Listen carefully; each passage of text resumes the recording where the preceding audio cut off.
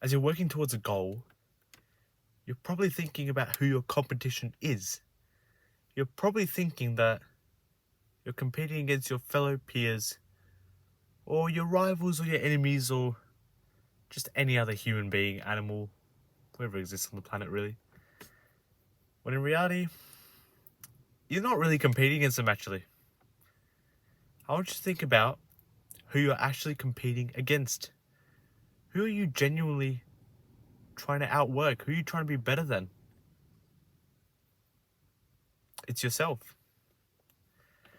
So it comes to realize, when you think about who you're competing against, reevaluate that.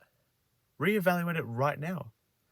Because you're not always competing against the guy in your class or some rival. You're not always competing against some kid. You're not competing against anyone. You're actually competing against yourself. Because you're the one who decides to do the actions. They're just other factors that drive you to push harder, right? But you're ultimately only pushing one person. And that's yourself. Which makes you think that you're actually only competing against you to be better, to look better than your other peers.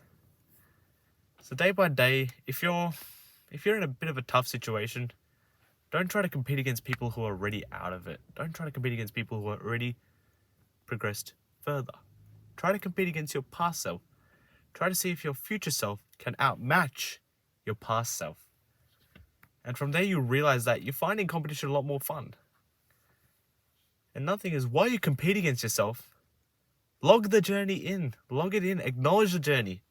Because usually the journey is the best part of it. When you actually get there to what you desire and the goal you chase, when you actually make it, you're probably thinking to yourself, I've done it. Now what's next? So while you're competing against yourself and trying to be better, also try to enjoy the process. Because trust me, you're going to want the process back rather than the result. So, is it success or shame? The choice is yours.